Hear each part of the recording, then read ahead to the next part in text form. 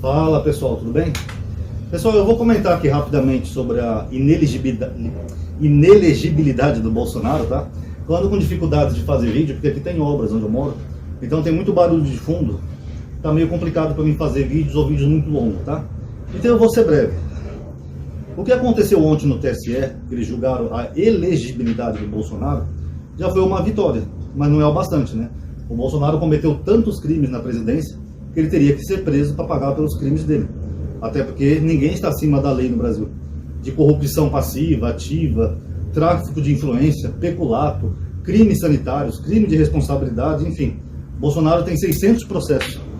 É engraçado, né, que o Lula tinha só 27, foi inocentado em 25, só foi condenado pelo Moro, que depois foi declarado parcial pelo STF, e por aquela juíza que nem sequer julgou o Lula. Ela só colocou o culpado, copiando a sentença do Moro e pronto, tanto que foi anulado. Então o Lula com 27 processos foi absolvido em todos.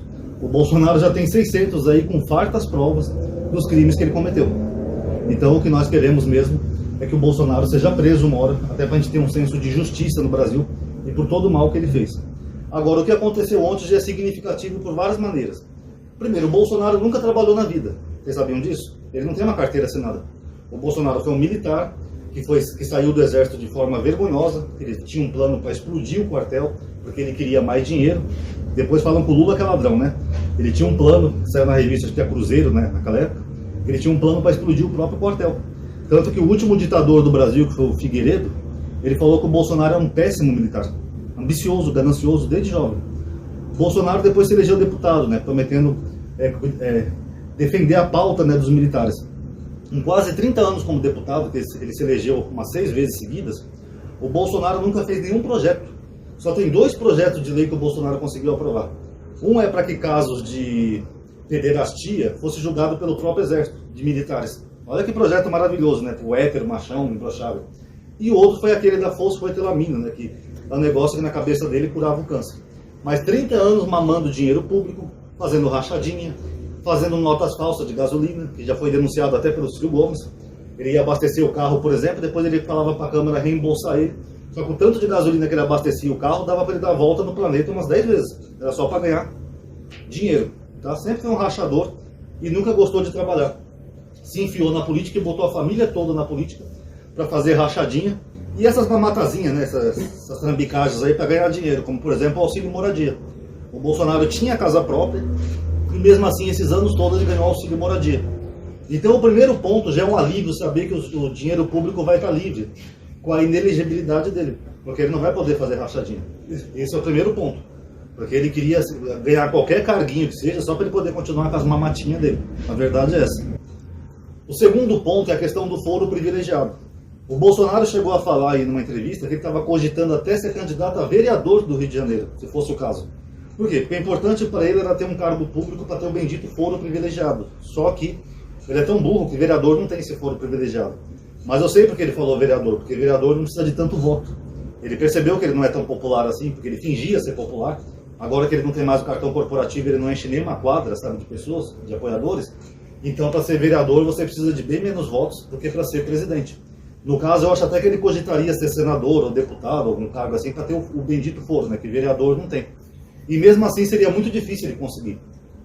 Por incrível que pareça, no Brasil, o nosso sistema político, às vezes é mais fácil você chegar a ser presidente do que ser um deputado. Sabiam disso? Porque para se candidatar a presidente, o número de candidatos é menor. Às vezes 4, às vezes 6, às vezes até 10, 12, mas só tem aquelas opções. Então o povo brasileiro é obrigado a votar em algum daqueles candidatos.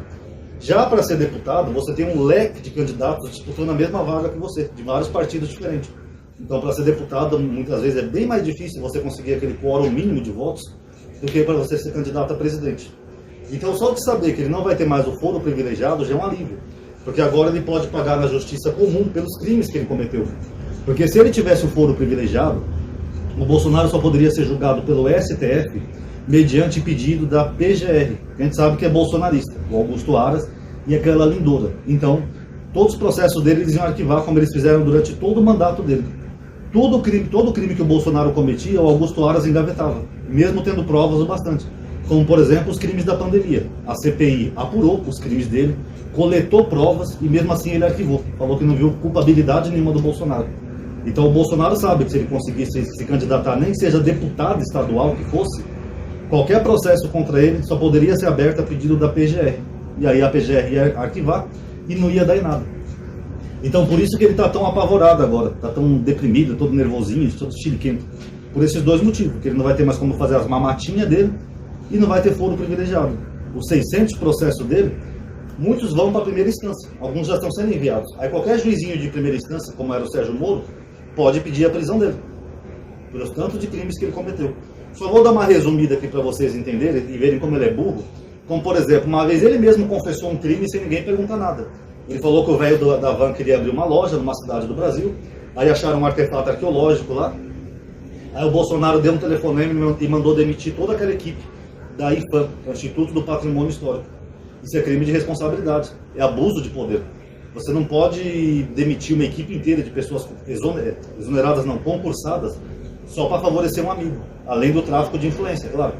Então o Bolsonaro cometeu tantos crimes, e ele mesmo confessava os crimes dele, que ele sabe que uma hora ele vai acabar sendo preso, tá?